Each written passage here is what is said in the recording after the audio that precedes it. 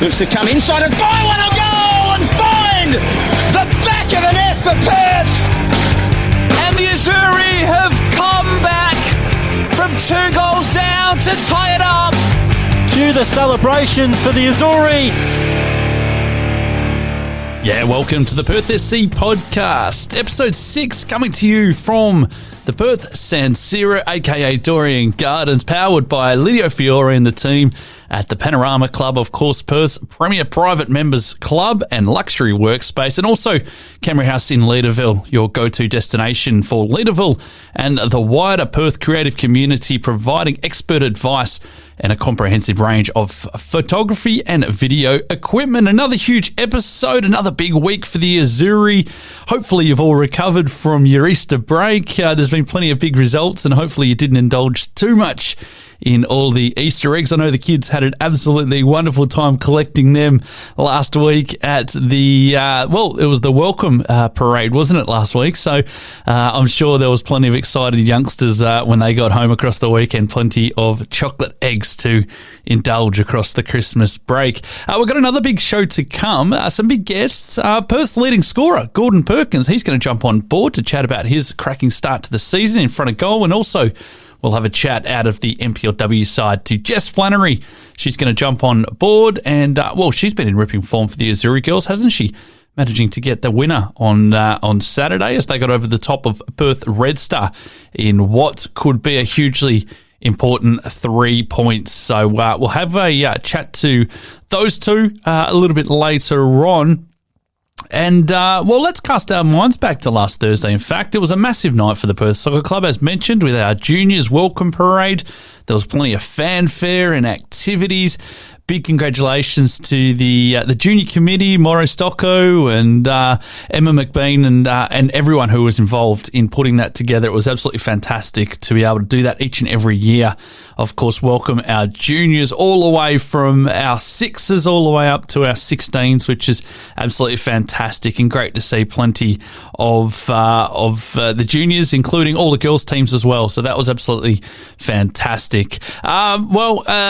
Following that, there was the matter of the big fixture. It was a bit of the battle of the city of Vincent, as it always is when Perth takes on Floreat Athena.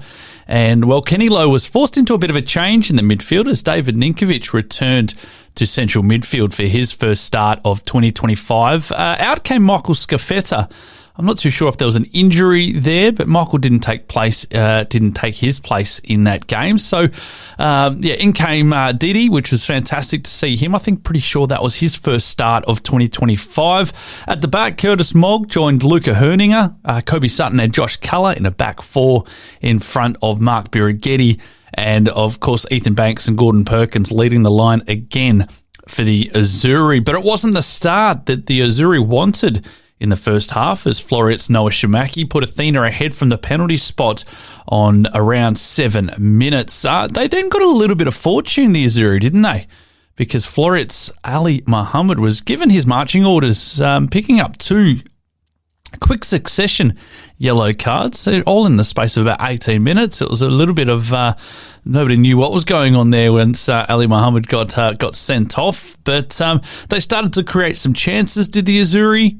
Multiple chances, in fact. And geez, they just couldn't get the ball in the back of the net for a while there. I think there was 3-4 chances that came cannoning back off the woodwork, and the goals just didn't see forthcoming despite playing against that 10-man Floreat side.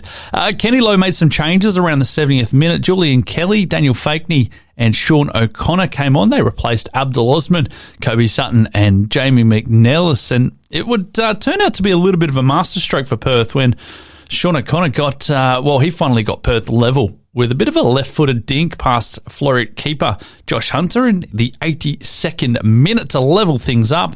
And just a few minutes later, and what looked like it could be a bit of a 90th minute winner, which sent the home crowd into raptures, Ethan Banks, what a formidable partnership he is building with Gordon Perkins. He managed to find the header Perkins to give Perth a 2-1 lead heading into injury time.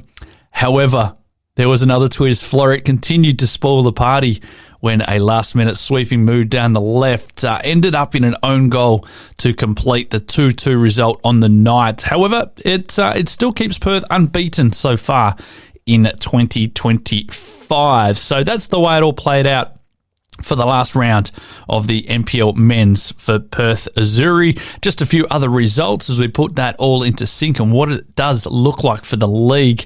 A 4-1 win for Bayswater over Armidale. Perth Red Star, they went down 5-0 at home to Perth Glory. Olympic Kingsway accounted for Western Knights with a 3-0 win. And Fremantle drew 1-1 with Sorrento as Stirling came from behind to beat Balcatta. So I guess a quick look at that table and what that all looks like. Bayswater still lead the way on 15 points. They've won all of their fixtures so far in 2025. So it's going to take a little bit of work to try and catch Bayswater City, followed by Perth Glory on 13, Olympic Kingsway on 12, Perth SC still unbeaten on 11, Armidale on 8 points, followed by Stirling, Red Star, Knights, Balcatta, and Sorrento, Fremantle and Floreat all rooted to the bottom on just 2 points so far in 2025. So that's the way it looks as far as the NPL men's table. And the Azzurri boys still very much in the mix there. For the Azzurri girls, they had to wait a little bit longer. It was an Easter Saturday fixture, a headline fixture, it must be said, as they took on long-standing rivals in Perth Red Star. Tom Glavovich opted for a 4-3-3 formation with April Nocent, Kim McCartney, Matilda Boehm and Violet Longwell making up the back four in front of keeper Dale Schroeder. Hannah Collins came into the midfield alongside Daisy McAllister and Maya Archibald, with Jess Flannery, Louise Turner and Sam Mathers leading the attacking line in what would be a bit of a hard-fought fixture. It was definitely a battle of the midfield as both teams started to try and work each other out. Perth started to get a little bit of momentum and they were, I guess you could say a little bit rewarded. They were fortunate enough to get the go-ahead goal when Red Star's Quen Doan headed into her own net from a Sam Mathers corner to give Perth the advantage.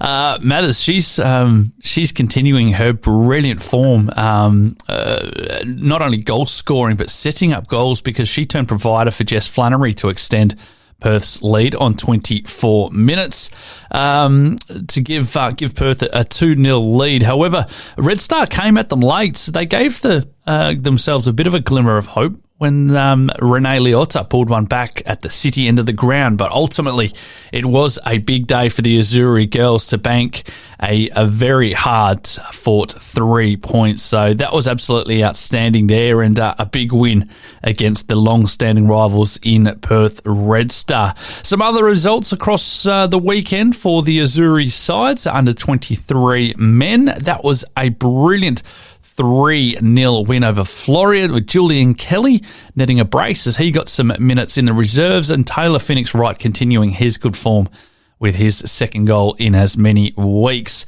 For our 18s men, a huge 8-1 win over Floreat, a hat-trick for Harry Surtees and Matthew Palella, and a double there for Matthias Major. So, it was a really big win there for the 23s as they got the wood over their rivals down there at Floreat. Unfortunately for our 18s women, it was a 2-0 loss for Brian McCready's side. Sure to bounce back this week, I'm very, very certain, as that side still comes along in terms of their development. So a 2-0 loss there. Right, so there we have it, a few results from across the weekend. We're going to get into our chats. Special guests to come. We'll kick it off next. Gordon Perkins to join us.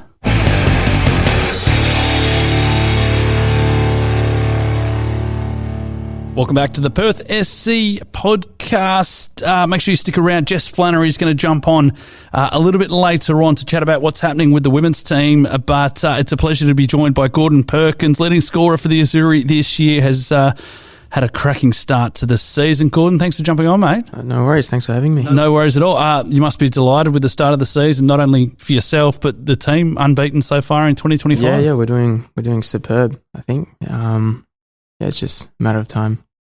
Was it always, you mentioned there, a matter of time, was it just about waiting for things to kind of click for you? It feels like there's some real cohesion with the side at the moment. Yep. Well, took us a bit of time to bond together, and it looks like we're starting to gel up the front as well as the team in the midfield. We're all just it's all just starting to come together, and I think as the season goes further in, we'll start to we'll look even better. Yeah.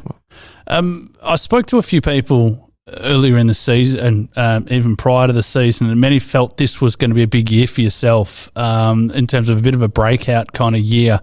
You had a cracking year last year, and there was a little bit of a thought, can you go a little bit better this year? I think you have. Is that the way that you kind of feel, that you've kind of really started, like a house on fire almost? Yeah. Well, last year I was mainly focused on just keeping consistent. I had a bit of a spiral with injuries this season before, and coming back, it was it's just after being more consistent, I think I can just push to that next goal and potentially do more damage up there. It feels like you've really made that number 9 your own. I was speaking to Ethan Banks a little bit earlier on in the podcast series, but the cohesion that you guys have started to build together has been phenomenal. Even on the weekend to score that header, it just seems that you guys know each other pretty well at the moment. Yeah, it's like we know what each other are thinking before it even happens. But we're really gelling together, and it's just a matter of time that everyone starts to get onto the same page, and then it will just look so much more easier. As that kind of number 9 role, it's a hell of a responsibility, because if the striker's scoring, the team's scoring, you're doing well. But if the striker doesn't score, then you start to kind of look a little bit shaky. How do you take that responsibility on? I take it as a big responsibility. I feel like it's important for me to ensure that we also, not that we feel safe at back, but we also have to feel safe up front and give the comfort that if we push the ball up towards the attacking side, then it should become more creative and more consistent with goals. And that, But it feels, does it feel like this season, working under Kenny, there's a much more of an understanding about what he wants? Obviously, last year was a little bit, let's say disjointed at times, because there was that changing coach and everything else like that. Yeah. Now that you've had a full pre-season, does it feel a little bit more comfortable now? Oh, for sure, yeah. Now that we've had I think we're just hitting the year mark with Kenny, everyone's starting to have the same idea, and it took a while, but it was just getting out of that comfort zone and then putting those balls in from behind, and then everyone's just starting to read that and then make decisions even before it happens, which is good. And a much more settled side to it, must be said. Obviously, you've got in behind you Abdul, Scafetta, Jamie McNellis has come along leaps and bounds. That must be good to just know that you've just got those lads behind you that can just feed you great balls all day long. Yeah, no, it definitely feels good to have those creative players behind me. They've definitely shown me the support I needed over the year with Kenny as well, and having them behind me is just awesome to have. Yeah. No, good stuff, mate. Away from football, mate, what's happening? Just trying to focus on studies. What are you doing? I'm studying health science at the moment, okay. And hopefully to get into paramedicine afterwards. Is that right? Yeah. Pretty full on? Pretty full on. I'm just starting though, so. A lot of watching documentaries and stuff like that. I'm intrigued to see what's going to happen in the front line. Yeah. No, that's intriguing, mate. What got you interested in that?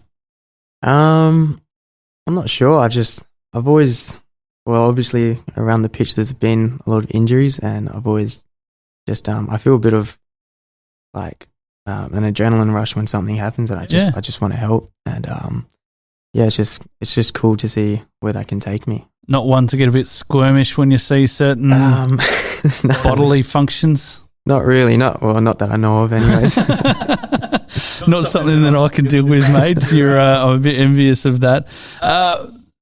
Mate, coming out into this season, we did say it looks like it could be a bit of a breakout season for yourself. You mentioned consistency was the goal last season. Yeah. What's the goal this season? Just to bang in as many goals as I can, and to feel more confident pushing past plays and helping the team just win more games. Yeah.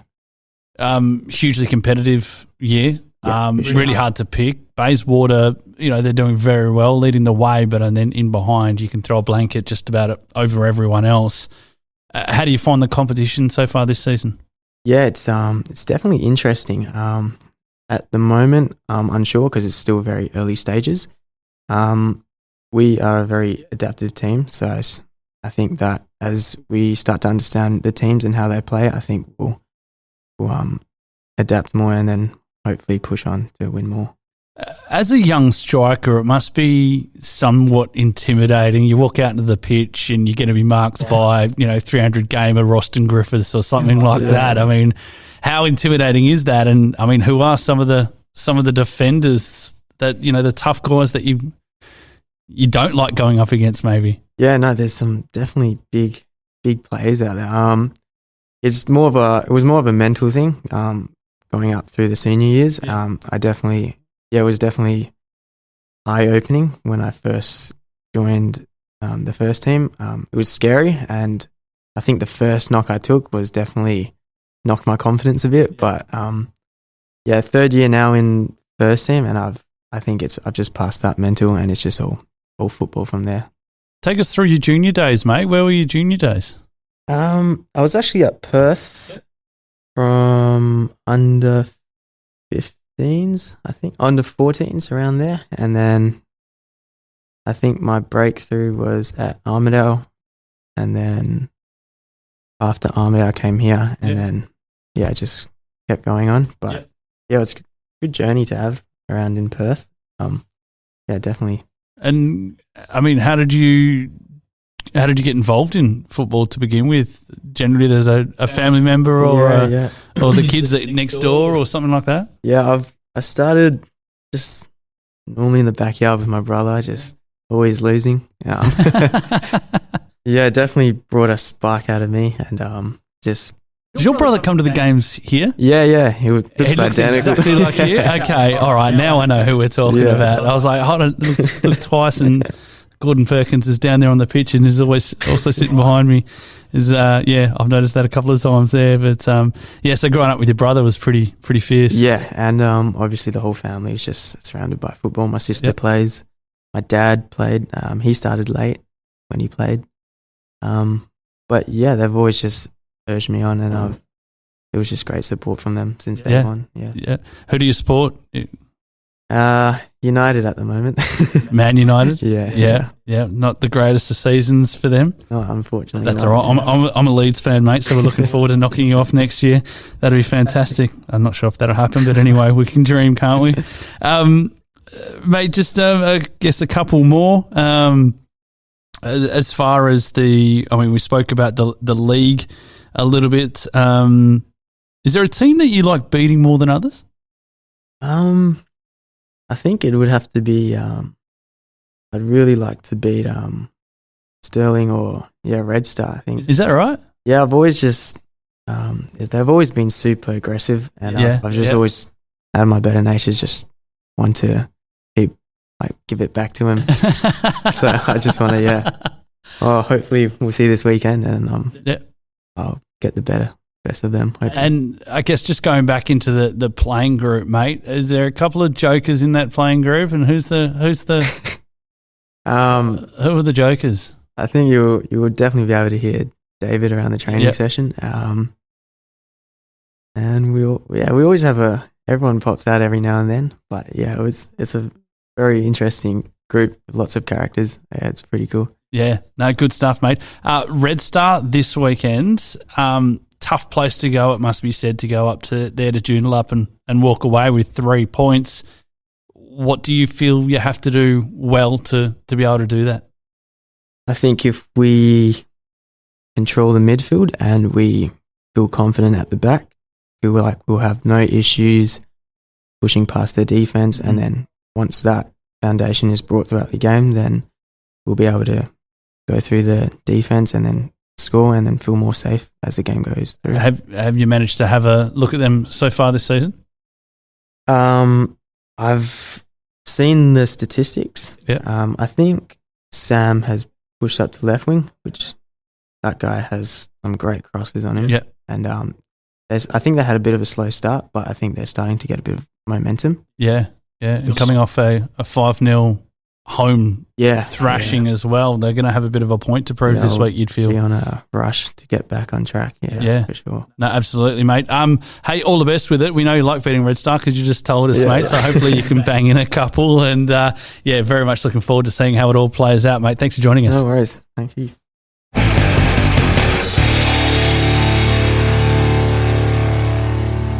Welcome back to the Perth SC Podcast. Big thank you to Gordon Perkins, who joined us in, just before that break. We've got Jess Flannery with us. Jess had a bit of a moment on the weekend, scoring the winner against Red Star. Always good to beat Red Star. Jess, how you going? I'm well. How are you? Yeah, very, very good. Must be pretty happy, especially with that win on the weekend. Of course, very happy. Always glad to get the win. Yeah, it's always nice to beat Red Star as well, so... Of course, it is a team that has given you a bit of stick in previous years, so good to get one over them. But your season as well, so far, you're happy with where you're at? Yeah, I guess I'm just working on coming back from my injury and just wanting to enjoy it, so I'm not putting too much pressure on myself to do anything, just have fun. And how's the recovery, I guess, going? You're back to almost full fitness, I guess? Yeah, no, Katie down at BD Park was really, really good. She made sure I was 100% before even thinking about coming back. So I haven't had any issues with it. Yeah, no, really good stuff. Obviously an injury like that when you're out for a prolonged period, it's got to take a bit of a mental toll as well. Take us a little bit into that side of it. Yeah, obviously it was so tough, and last season was so nice having all those really good glory players to kind of work with, but it happens to everyone, so it's just part of the game, really, and you just got to not get too bogged down in it, I guess. Yep. Your position, I guess, playing out on that left side, is that left-sided players are pretty rare as hen's teeth at times. Is that an area that you feel that you're at your best? Yeah, definitely that's my favourite place to be on the pitch, the left, but I don't mind going anywhere, but wherever Tommy puts me and wherever the coach puts me, and it's usually the left, so... Yep. I'm happy to go there, yeah. Very good. And, of course, coming out of last season, you mentioned that some of the girls had gone on to maybe bigger and better things in the glory and, A-League careers and so on and so forth. A bit of a different dynamic this year. Yeah. And how's that been travelling? No, I think it's obviously their miss, but I also think it gives everyone else an opportunity to step up and... take on a bigger role and not rely on others. So I think it's also good in a way. And I guess that comes with forming new relationships. Yeah. You were so close to people like Ella Lincoln last year and now... Yeah, no, I definitely noticed not having her there, and it's definitely something that I'm still trying to get used to, but still part of it, I guess. Yeah. So, you've been here a couple of years now. Does it feel like you're one of the senior in the side, if you like, because you've got these new up-and-comers coming through? I don't really think about myself like that, I guess, but I have been here, I guess, one of the longest, and I just do what I'm supposed to do, and I don't really think of myself as a leader or anything. Yeah. So it's we were just talking a little bit before we pressed record on the pod. Your background's quite interesting, and I was speaking to Violet Longmore, and then last year, of course, from Baxter Thu, who was also at the club, and coming from regional areas to come and, play football in the city. Is that something that you always thought about doing? Was it something that just kind of happened? Take us through that journey.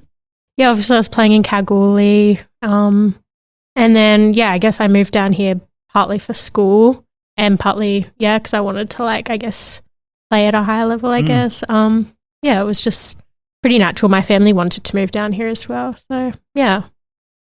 And, getting into football out in Cal, who were some of your influences to get you involved in the game? I'd say, I guess the whole, kind of sporting scene is a lot different in regional areas. You kind of just get involved in everything and see what, kind of suits you. So I played almost every sport there was, and I guess soccer was just my absolute favourite. So, it's just something that I always wanted to do. My family weren't really into it. Sure. We're a bit more like horse riders. So I had to make a compromise with my family, and, I'd have to still do all the horse stuff to be able to play. So Yeah, no, but it was always worth it. When you say a horse riders, like racing? Kind of like show jumping. Yeah, and, okay. and stuff like that. Yeah. Yeah, wow. Okay, so that's a bit of a different, or different compared to what many are used to in the city as well. Yeah. You were involved with Kalgoorlie College. It was, I guess, a club that I had a little bit of involvement with through people that I knew when I lived and worked out there for a while. I always found it quite interesting in the regional areas where you've only got 4 teams to play against. I always found that. Every couple of weeks you're playing against the same person. Yeah, no, it's not ideal, but it also makes it a bit more fun almost because it's just like the rivalry is really strong, I guess. Yeah. Who did you like beating the most out there? Oh, everyone. Just like to win. Away from football, what are you up to? I'm at university. And I also work. So what are you doing at uni? At uni, I study a Bachelor of Law. Of law? Yeah. So what do you want to do, like criminal law? Or I haven't really sorted it, to be honest. I'm not 100%. I haven't obviously done all areas yet at uni, but definitely something a bit more like people-focused, I guess. I'm not really like there to like go corporate and like earn heaps of money. It's definitely more... So like, I guess more grassroots, can I put it like that? Yeah, like I work at Legal Aid and right, that's definitely something that I think I'd like to do, to be honest. Yeah. Yeah. That's interesting. And I mean, law always kind of scares people a little bit when you when you say that. But I mean, how you finding it? Yeah, it's obviously can be overwhelming. But I guess it's worth it. Like everything that's really worth it is obviously going to be tough. So it's something that I want to do. So and going into, I guess, having a bit of a look at a more holistic view at the football and what's happening around Perth, you must be delighted with where the team's at, unbeaten so far. You had that, I guess, that early little blip. You would have liked to have sure get that bit of silverware in the night series. Balcatta this week. Is there a little bit of a thought of revenge on the mind, or is it just our game's been postponed, unfortunately? Has it really? Yeah, but that's so frustrating because we were all so pumped for it, but hopefully. All right, well, that's thrown it into the mix on as far as the podcast goes. I'll have to throw a few change a few things up there, but that's okay. And I guess other things that are happening around the club, you must be happy working under Tommy and Nando. And it's been really good. Obviously, like when Brogan left, we were all really, I guess, disheartened because we all loved her so much. But Tommy and Nando have definitely brought something different that we're all still probably getting used to a bit, but it's all a part of it, I guess. All right, so you got a free weekend. What does Jess Flannery do on a free weekend then? Probably go down to the soccer and watch with the girls, I guess, from the team. Yeah. See suss out NTC, get ready for that game maybe. I mean, they look like they are certainly the front runners so far. I mean, that's, no disrespect to you girls, but I mean, they're absolutely flying. It might give you a bit of what do you look for when you do watch, I guess, a team like that? I definitely watch the players around where I'll be playing and seeing kind of what they do and I guess where their weaknesses are and see how that could maybe work in my advantage, I guess. Yeah, cool. All right, Jess, well, thanks for jumping on, and I bet we can't talk about the game this weekend, but I'm sure we'll talk about Balcatta a little bit more, and hopefully you can come away with the chocolates when you do play. Thank you.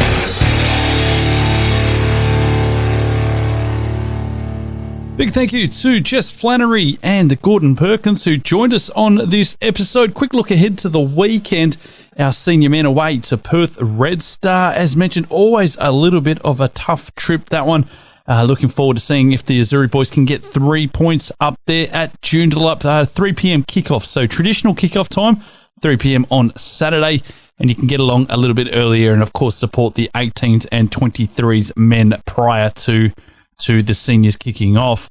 For the Azzurri girls, well, as we found out a little bit earlier on, no game this weekend. It has actually been postponed due to the pitch at Grindleford Reserve not quite being ready from our understanding. So a bit of a weekend off for the girls. Good chance to get some rest and maybe take in some football across the weekend as well. And, we'll see how all of that plays out and when we might be able to fit those and schedule those postponed matches in.